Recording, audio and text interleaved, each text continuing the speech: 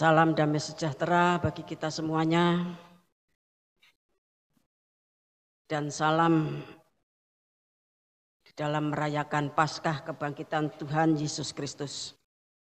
Tema pemberitaan firman untuk saat ini adalah Satrio Piningit dan 7 guru adalah tokoh yang sakti mondroguno karena kebangkitan Kristus.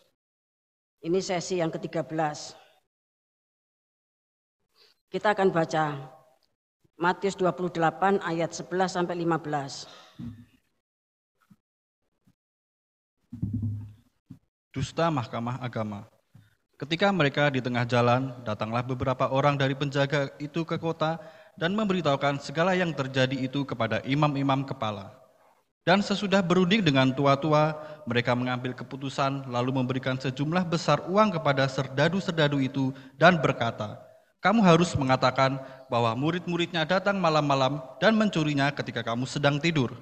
Dan apabila hal ini kedengar oleh wali negeri, kami akan berbicara dengan dia sehingga kamu tidak beroleh kesulitan apa-apa." Mereka menerima uang itu dan berbuat seperti yang dipesankan kepada mereka. Dan cerita ini tersiar di antara orang Yahudi sampai sekarang ini. Nah, jadi dustanya Mahkamah Agama yang menyuap para serdadu untuk menceritakan bahwa Tuhan Yesus itu tidak bangkit tetapi dicuri oleh murid-muridnya itu tersebar. Kalau dulu cuma di antara orang-orang Yahudi, ya, tetapi sekarang ini di seluruh muka bumi tersebar bahwa Tuhan Yesus itu tidak bangkit. Bahkan Tuhan Yesus itu tidak mati. Ya. Bapak Ibu yang dikasih Tuhan, ini cerita yang dibuat dan disebarkan pada saat kebangkitan Tuhan. Ya, namun demikian kalau kita membaca Kisah Para Rasul pasal 10 ayat 40 sampai 43, ya, bahwa saksi kebangkitan Tuhan Yesus itu memang bukan untuk seluruh bangsa. Ya, tetapi saksi-saksi itu sebelumnya telah ditetapkan dan ditunjuk oleh Allah sendiri. Kita baca ya, supaya saudara semakin diteguhkan. KPR 10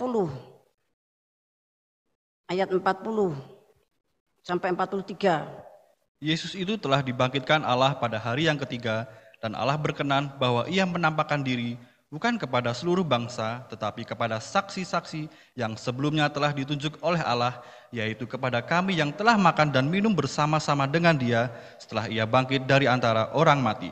Dan ia telah menugaskan kami memberitakan kepada seluruh bangsa dan bersaksi bahwa dialah yang ditentukan Allah menjadi hakim atas orang-orang hidup dan orang-orang mati. Tentang dialah semua nabi bersaksi bahwa barang siapa percaya kepadanya, ia akan mendapat pengampunan dosa oleh karena namanya.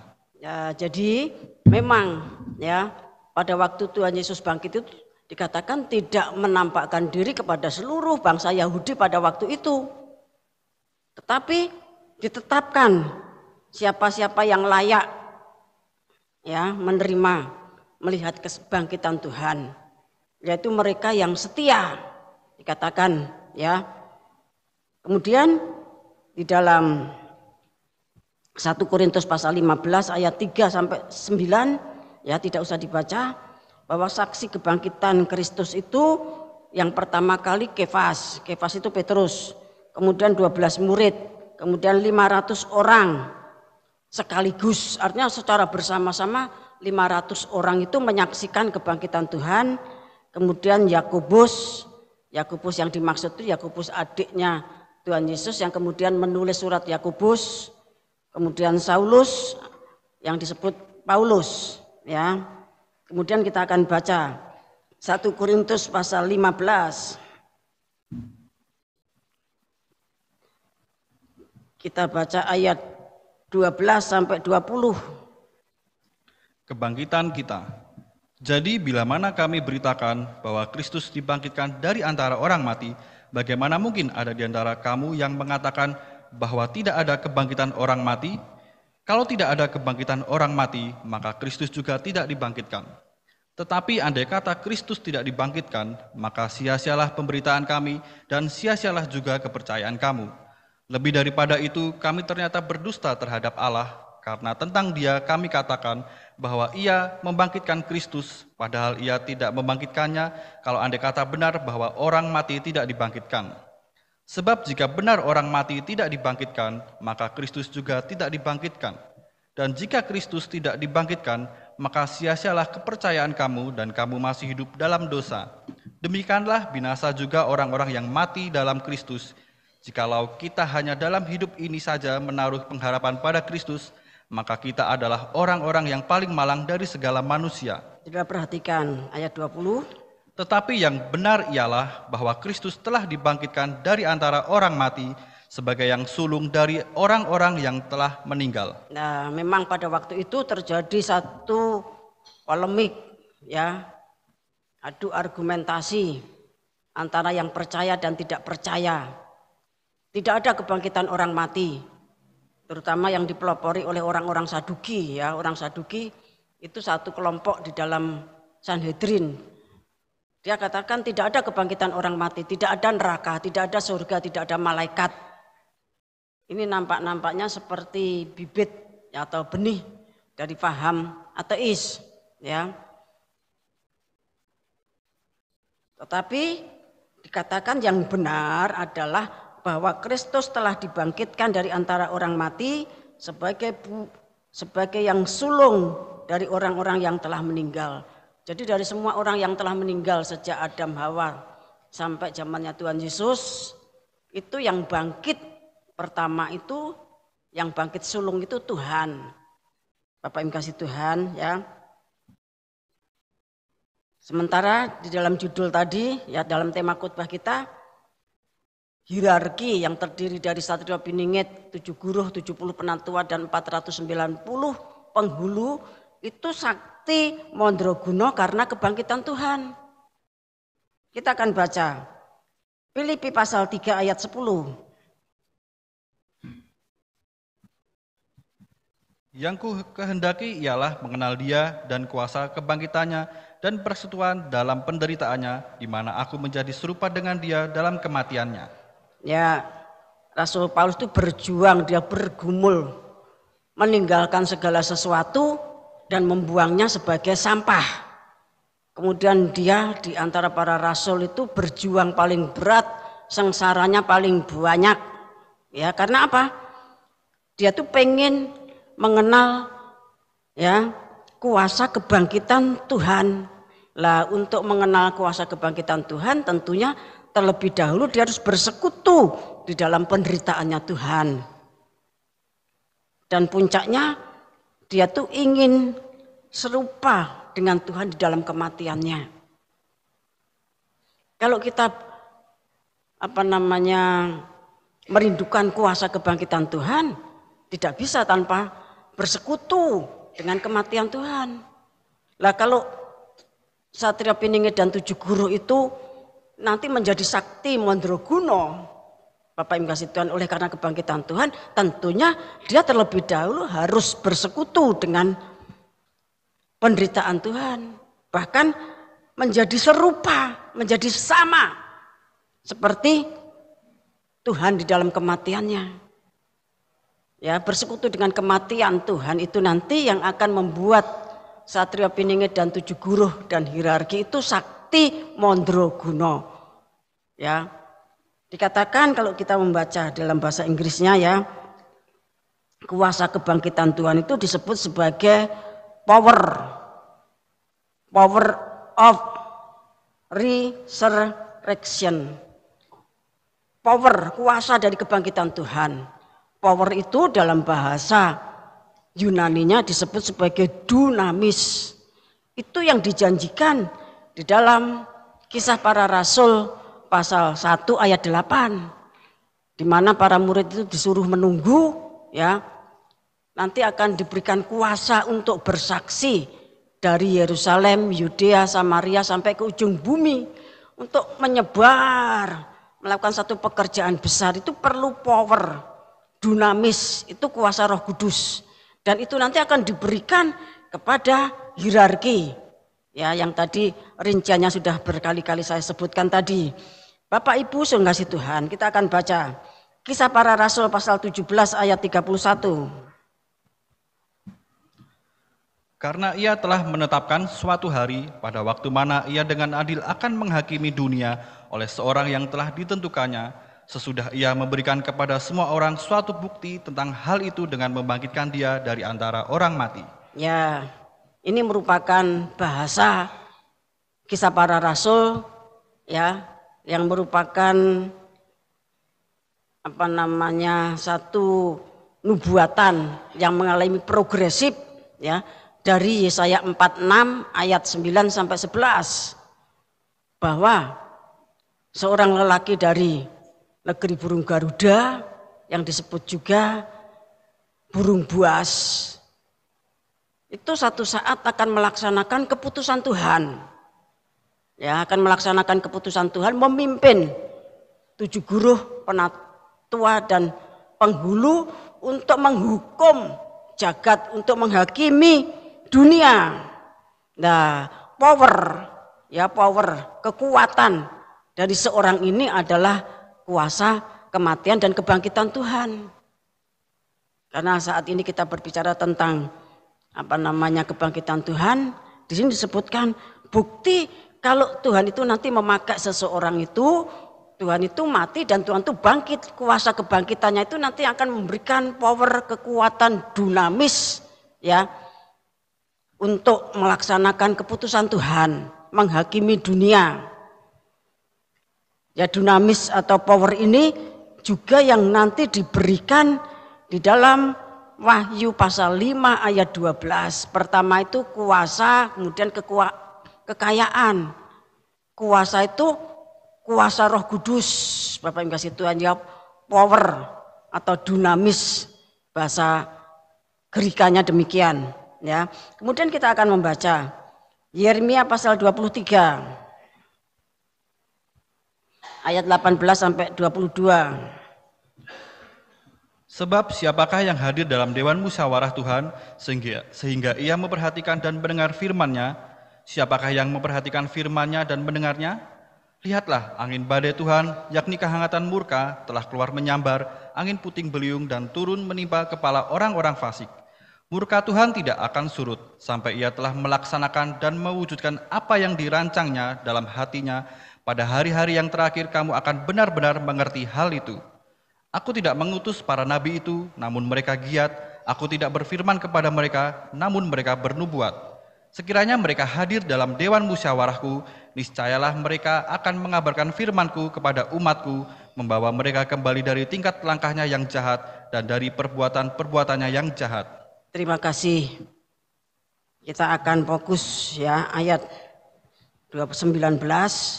Ucapan ini ucapan di dalam dewan musyawarah Tuhan. Lihatlah angin badai Tuhan, yakni kehangatan murka telah menyambar, angin puting beliung dan turun menimpa kepala orang-orang fasik. Murka Tuhan tidak akan surut sampai ia telah melaksanakan dan mewujudkan apa yang dirancangkannya dalam hatinya. Pada hari-hari yang terakhir kamu akan benar-benar mengerti hal itu. Jadi Yesaya 23 ayat 20 tentang murka Tuhan yang tidak akan berakhir, yang tidak akan berhenti sebelum semuanya terjadi, itu nanti akan terjadi pada hari-hari terakhir, pada akhir zaman. Ini maknanya apa? Maknanya adalah bahwa di dalam dewan musyawarah Tuhan, pengajaran Mesabo dan kunci Mesabo itu diberikan. Jadi kunci Mesabo dan pengajaran tentang Mesabo bagaimana pengeterapannya, Bapak Ibu kasih Tuhan nanti ya, menjelang pengeterapan itu hierarki malaikat Garuda, Satria Piningit ya, 7 guru, 70 penatua dan 490 penghulu itu akan menerima pengajaran tentang Mesabo. Kunci sudah diberikan, disimpan baik-baik, disembunyikan, itu khusus untuk pribadi per pribadi.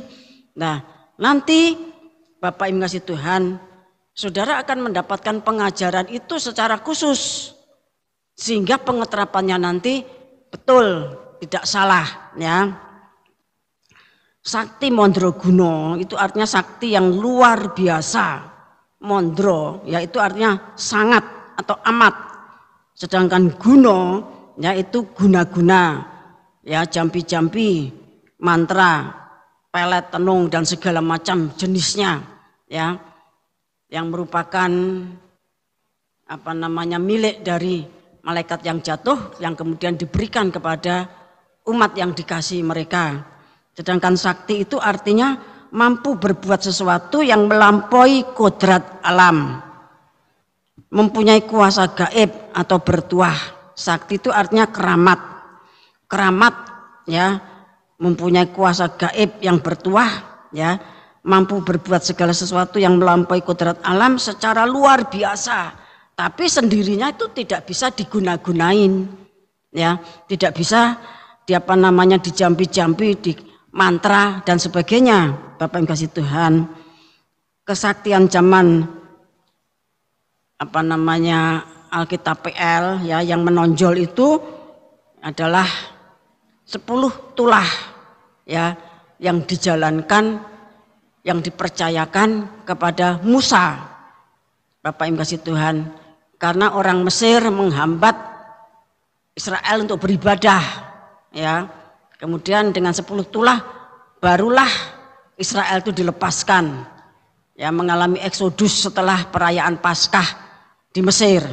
Adapun tulah-tulah tersebut, ya, tongkat menjadi ular, tangannya Musa kalau dimasukkan dikeluarkan menjadi kusta, dimasukkan lagi pulih, kemudian air jadi darah, katak yang menguasai wadah di seluruh tanah Mesir sampai di tempat tidur, di kamar tidur, di lemari-lemari pakaian, lemari makan, ya, dari orang Mesir. Kemudian nyamuk, lalat pikat, sampar pada ternak, kemudian barah atau bisul yang dahsyat yang membuat orang sangat kesakitan, kemudian guntur yang hebat disertai hujan batu. Hujan batu itu hujan es batu, itu sebenarnya hujan komet, ya, hujan komet, ya. Kemudian tulah belalang, gelap gulita di seluruh tanah Mesir, kemudian kematian anak sulung. Kita baca satu saja, ya, Keluaran 9 ayat yang ke-18. Sesungguhnya besok kira-kira waktu ini aku akan menurunkan hujan es yang sangat dahsyat seperti yang belum pernah terjadi di Mesir sejak Mesir dijadikan sampai sekarang ini. Ya, terus ayat 34. Tetapi ketika Fir'aun melihat bahwa hujan es dan guruh telah berhenti, maka teruslah ia berbuat dosa, ia tetap berkeras hati, baik ia maupun para pegawainya. Ya, jadi hujan guntur kilat yang dahsyat disertai dengan batu-batu komet, ya Bapak mengasihi Tuhan, menimpa seluruh Mesir. Itu belum pernah terjadi di Mesir. Sehingga Fir'aun itu ketakutan, dia minta didoakan, tapi setelah reda tidak juga bertobat. Kita baca Mazmur 78 ayat 48. Mazmur 78 ayat 48. Ia membiarkan kawanan binatang mereka ditimpa hujan es dan ternak mereka disambar halilintar. Ya, jadi halilintar, guntur, petir yang dahsyat menyambar-nyambar, membinasakan ternak. Kita baca Mazmur 105. Kita baca ayat 32. Dicurahkannya hujan es ganti hujan mereka dan api yang menyala-nyala di negeri mereka. Jadi itu bukan cuma sekedar hujan es seperti kalau kita lihat di TikTok atau di YouTube atau mungkin di TV, tapi hujan es yang sangat dahsyat karena hujan es itu, ya, menyala-nyala dengan api seperti asteroid kecil-kecil, komet begitu. Petirnya itu menyambar-nyambar, membinasakan siapapun yang tinggal di luar, Bapak Ibu yang dikasih Tuhan, ya. Kemudian di dalam Perjanjian Lama juga kita sering membaca dan kita sudah diajar bagaimana kesaktian Tuhan itu dipinjamkan kepada Elisa, ya, untuk mentobatkan Israel dan Yehuda, ya. Namun demikian kesaktian yang Tuhan curahkan pada akhir zaman itu tidak cukup seperti zamannya Nabi Musa ataupun seperti zamannya Elia dan Elisa, lebih dahsyat. Kita baca Wahyu 18 ayat yang ke-6. Balaskanlah kepadanya sama seperti dia juga membalaskan, dan berikanlah kepadanya 2 kali lipat menurut pekerjaannya, campurkanlah baginya 2 kali lipat di dalam cawan pencampurannya.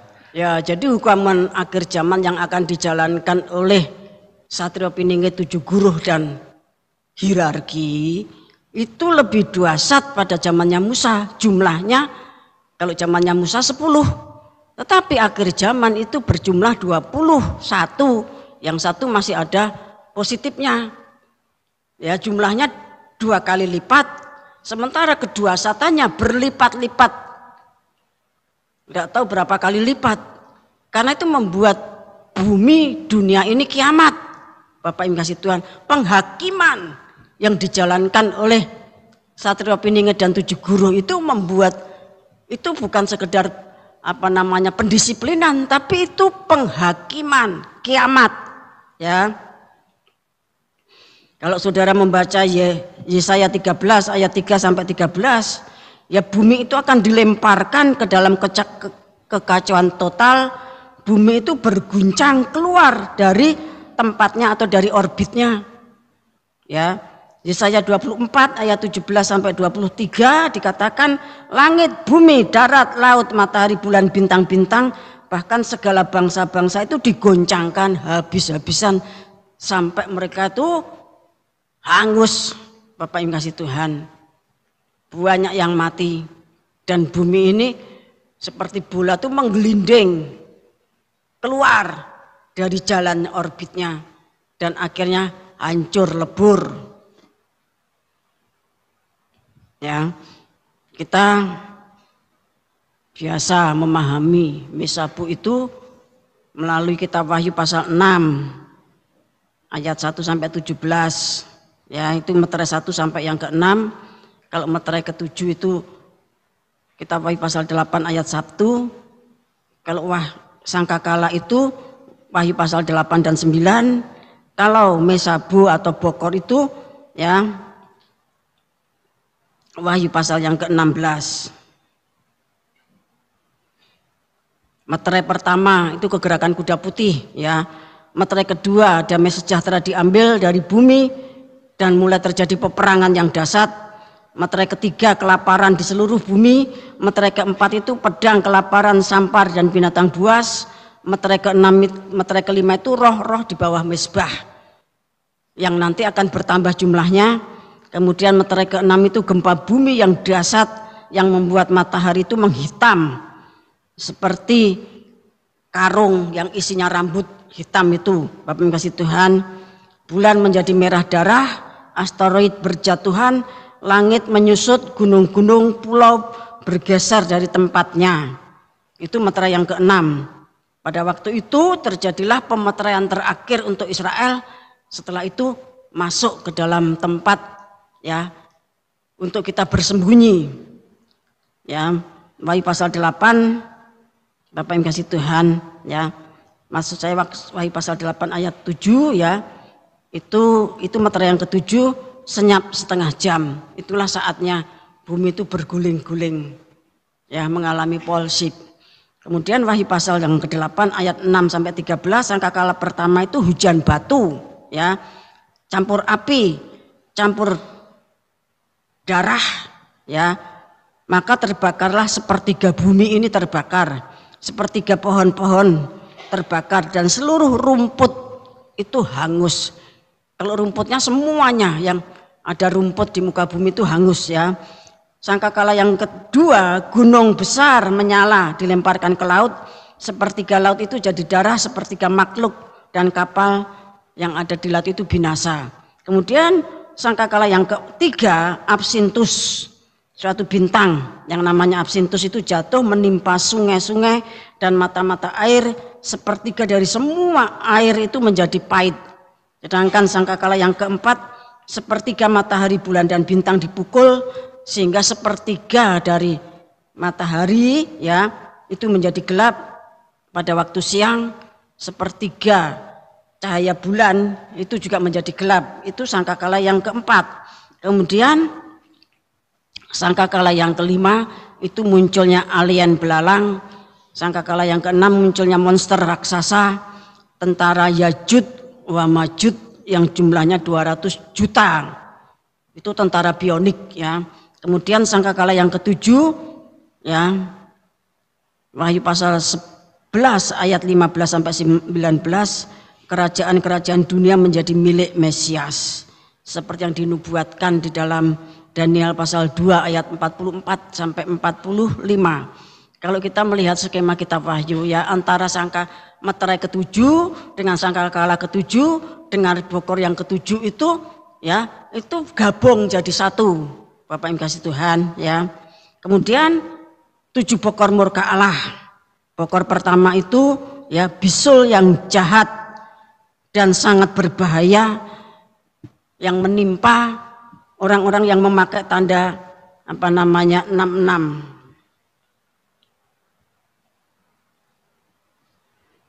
Kemudian bokor yang kedua, laut menjadi darah, segala yang bernyawa di laut itu mati. Kalau tadi sangkakala masih sepertiga, sekarang seluruhnya. Kemudian bokor yang ketiga, sungai-sungai mata air jadi darah.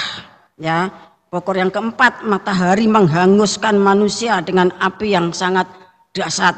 Ya, kemudian bokor yang kelima, tahta binatang. Ya, tahta binatang itu menjadi gelap gulita, mereka menggigit lidahnya karena kesakitan. Ini hukuman prataka kamere.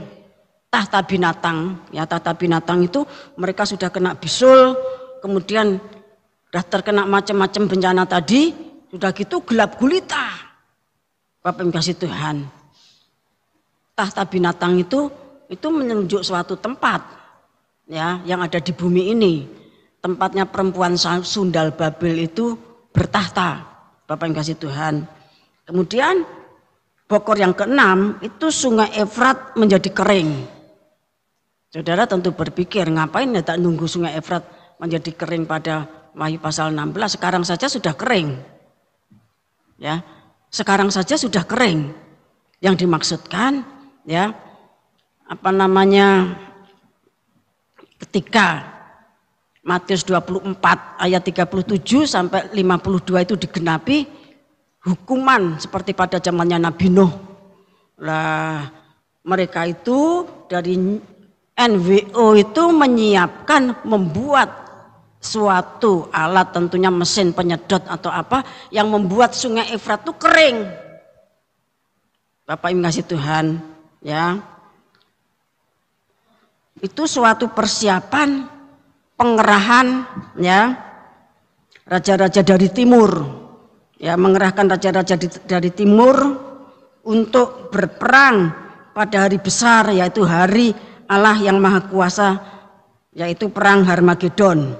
Jadi perang Harmagedon itu terjadinya antara bokor 6 dan bokor 7. Sedangkan bokor yang ketujuh, gempa yang dahsyat, kota yang besar itu terbelah menjadi 3. Kemudian runtuhlah kota, bangsa-bangsa, semua kota yang ada di muka bumi ini runtuh, semua pulau, semua gunung hilang lenyap. Ya, terjadi hujan asteroid, hujan komet, masing-masing itu besarnya 100 pon. 100 pon itu sekitar 50 kilo. Bapak yang kasih Tuhan menimpa manusia di bumi. Ini sudah kiamat. Kita akan baca Wahyu 15 ayat 1.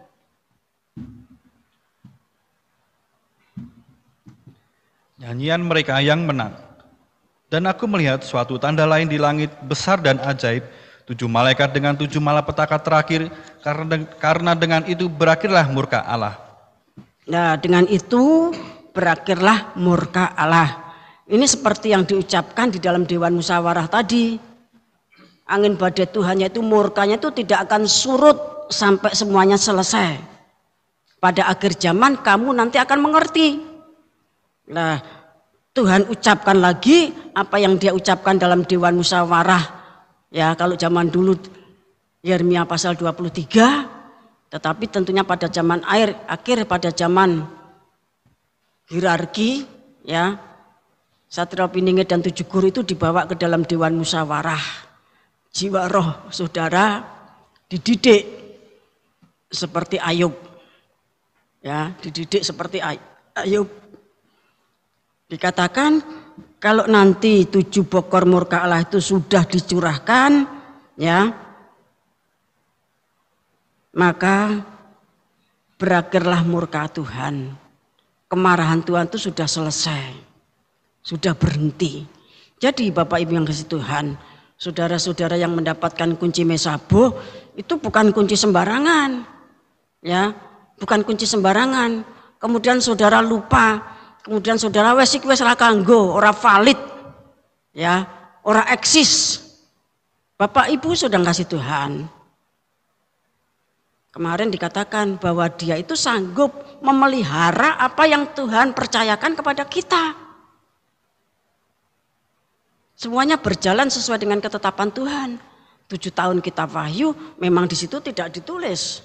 7 tahun panen raya itu tidak ditulis karena itu dilakukan, ya, oleh Satrio Piningit atau malaikat Garuda. Dia masuk neraka untuk memenangkan, mengambil orang-orang besar dan orang-orang kuat, mengambil semua anak-anak benih, ya. Kemudian dididiknya selama kurun waktu 7 tahun MP3. Tidak ditulis di situ. Kalau ditulis di situ ruwet, saudara nanti tidak akan paham. Bapak yang kasih Tuhan, ada perkara-perkara itu yang disembunyikan, ada perkara-perkara yang sudah diberikan untuk manusia. Kitab Ulangan kan mengatakan demikian, yang sudah diberikan itu untuk manusia, supaya manusia itu takut akan Tuhan dengan cara melaksanakan firman Tuhan. Tapi yang masih tersembunyi itu haknya Tuhan. Seperti waktu Rasul Paulus naik ke surga tingkat 3 juga dikatakan ada perkara-perkara yang Rasul Paulus tidak boleh tulis, ya. Demikian juga kalau kita ini pergi ke dalam Dewan Musyawarah Tuhan, sekalipun cuma sedikit kita ingat, tapi banyak hal yang didelet karena belum waktunya untuk didengarkan manusia, ya. Karena begitu dahsyatnya hukuman murka Tuhan, Bapak yang kasih Tuhan, tetapi kita tetap ingat bahwa meterai, maksud saya 7 meterai, 7 sangkakala, 7 bokor murka Allah itu punya mata, ya, punya mata. Bencana-bencana yang bermacam-macam tadi punya mata.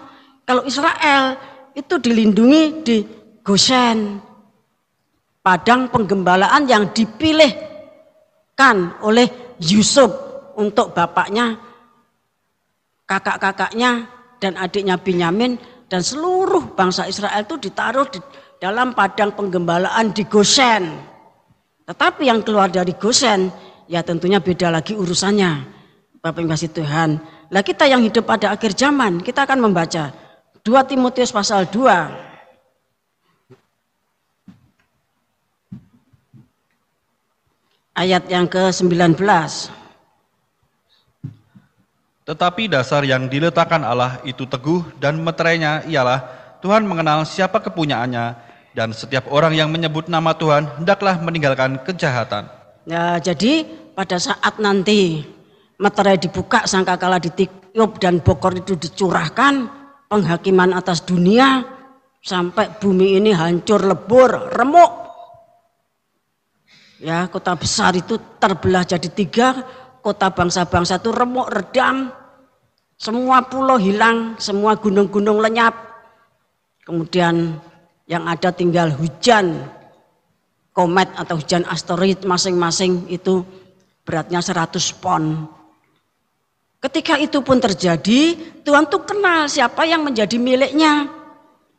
Ya, Tuhan mengenal siapa yang menjadi kepunyaannya. Ini bahasa lain dari Goshen, ya. Tuhan mengenal siapa kepunyaannya. Kepunyaan Tuhan itu adalah, ya, setiap orang yang menyebut nama Tuhan itu harus meninggalkan kejahatannya. Itu yang dikenal Tuhan. Sehingga di dalam Matius pasal 7 ayat 22 ya dan seterusnya dikatakan nanti pada akhir zaman itu banyak orang kan berteriak-teriak, Tuhan, Tuhan, aku mengenal namamu, aku sudah mengusir setan. Aku lihat waktu Tuhan berjalan-jalan di depan rumahku, di Nazaret kah, di Galilea, atau di Yudea, atau di Yerusalem. Aku mengusir setan. Aku menyembuhkan, aku begini. Tapi Tuhan katakan, aku tidak kenal kamu. Kamu tuh pembuat kejahatan. Bapak yang kasih Tuhan. Jadi yang dikenal Tuhan itu adalah orang yang meninggalkan kejahatannya. Orang yang meninggalkan kejahatannya itu berarti orang yang tinggal di tanah Gosen. Kalau bahasanya kitab Keluaran. Oleh sebab itu kita dianjurkan untuk banyak berdoa, banyak minta ampun. Dan semuanya dilakukan dengan senyap-senyap. Ya, senyap-senyap itu artinya di dalam batin. Karena Tuhan itu tahu gerak batin kita. Bapak yang kasih Tuhan, ya. Lah, karena kita hierarki itu punya tugas yang seperti itu. Sementara kalau kita melihat diri kita sendiri, kita ini masih seperti sekarang ini. Ora iso apa-apa. Isih gumunan. Tahu enggak saudara gumunan? Saudara punya kunci hikmat marifat, tapi sing gumunan, tahu enggak gumunan? Gampang heran, gampang gumun. Dengan tidak menggunakan roh menimbang. Ya saudara itu gumunan. Karena apa? Ya hikmat marifatnya masih tumpul. Nah kemudian bagaimana cara mengasah, mempertajam hikmat marifat? Kita baca Pengkhotbah pasal 10. Pengkhotbah pasal 10 ayat 10 sampai 11. Jika besi menjadi tumpul dan tidak diasah, maka orang harus memperbesar tenaga. Tetapi yang terpenting untuk berhasil adalah hikmat. Jika ular memagut sebelum mantra diucapkan, maka tukang mantra tidak akan berhasil. Ya, maksud saya ini Raja Salomo. Ya, Raja Salomo tampaknya waktu itu dia sedang pergi ngerogo sukmo, tentunya yang ada mantra dan ular itu ya ke India mungkin ya, kemungkinan. Nah di sini dikatakan jika besi itu menjadi tumpul dan tidak diasah, maka orang harus memperbesar tenaga. Ya, tetapi yang penting adalah untuk berhasil adalah hikmat. Berarti hikmat makrifat itu harus diasah. Kalau tidak tumpul. Nanti kalau hikmat marifatnya tumpul, Bapak yang masih Tuhan, orang harus memperbesar tenaga, mengeluarkan tenaga, akalnya, Bapak yang masih Tuhan, perkara-perkara yang bukan hikmat nanti yang menjadi besar. Sebab itu hikmat marifat itu harus diasah. Diasah itu tentunya diapalke, ya, diapalke sampai apal, sampai paham. Jangan saudara kira itu sudah tak terpakai, oh itu masih akan digunakan, ya. Kemudian di sini katakan jika ular memagut sebelum mantra diucapkan, maka tukang mantra itu tidak berhasil. Artinya sebelum peperangan itu dilaksanakan, ular memagut, mantra itu harus sudah diucapkan dulu, ya. Sebelum ular itu bertindak sampai memagut kita, mantra itu harus sudah diucapkan dulu. Seperti kita dilatih, ya, di Laguna itu, kemudian di triangulasi, di Bandi Alit dan di tempat-tempat lain.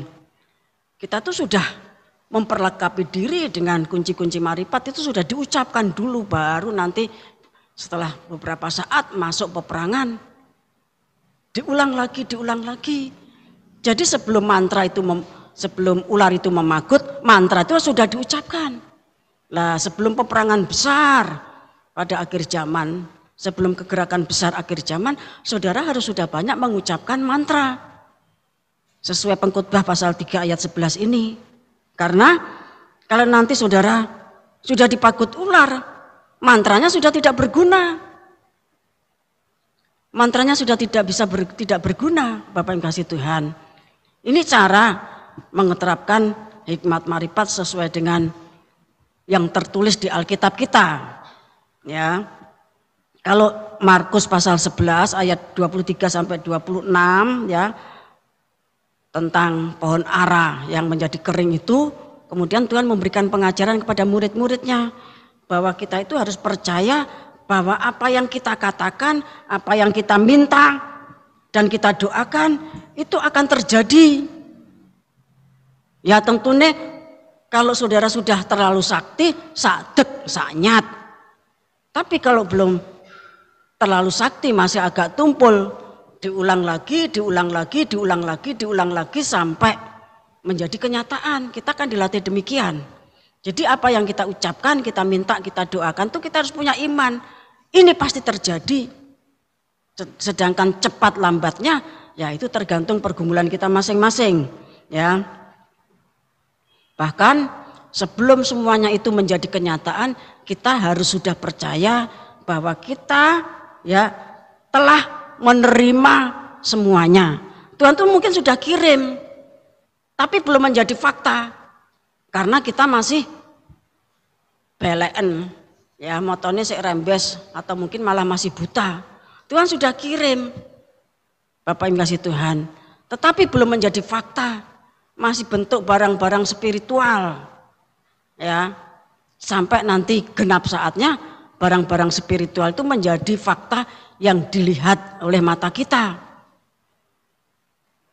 Karena kan Tuhan katakan apa yang tidak pernah dilihat mata, yang tidak pernah didengar telinga, yang tidak pernah muncul di batinnya orang, ya itu yang Tuhan berikan pada kita.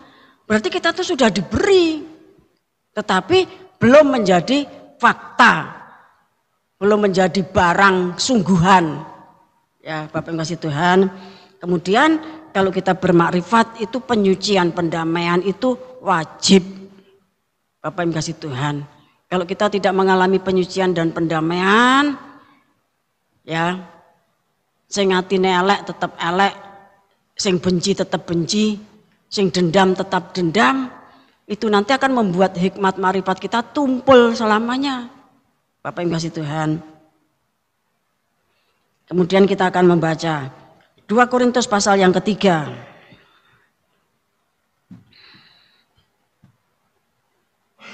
Ayat 15, maksud saya ayat 5 mulai.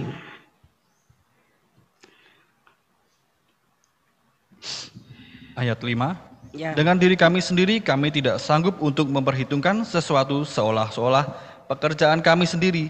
Tidak, kesanggupan kami adalah pekerjaan Allah. Ya, kesanggupan kami, kebisaan kami, kesaktian kami itu adalah pekerjaan Allah. Kalau dari diri kita sendiri, kita ini tidak sanggup melakukan apapun, ya, tidak bisa melakukan apapun. Kesanggupan kita, kemampuan kita, hikmat marifat kita, kesaktian yang mandraguna itu adalah dari Tuhan. Terus, Ialah membuat kami juga sanggup menjadi pelayan-pelayan dari suatu perjanjian baru yang tidak terdiri dari hukum yang tertulis, tetapi dari roh, sebab hukum yang tertulis mematikan, tetapi roh menghidupkan. terus. Pelayanan yang memimpin kepada kematian terukir dengan huruf pada loh-loh batu. Namun demikian, kemuliaan Allah menyertainya waktu ia diberikan.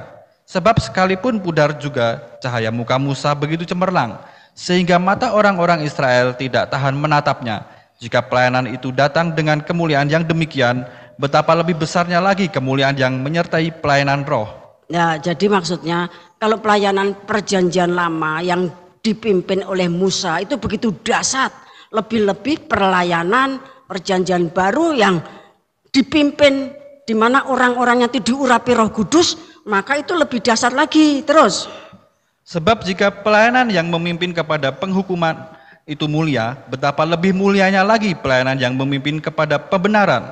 Sebenarnya apa yang dahulu dianggap mulia, jika dibandingkan dengan kemuliaan yang mengatasi segala sesuatu ini, sama sekali tidak mempunyai arti.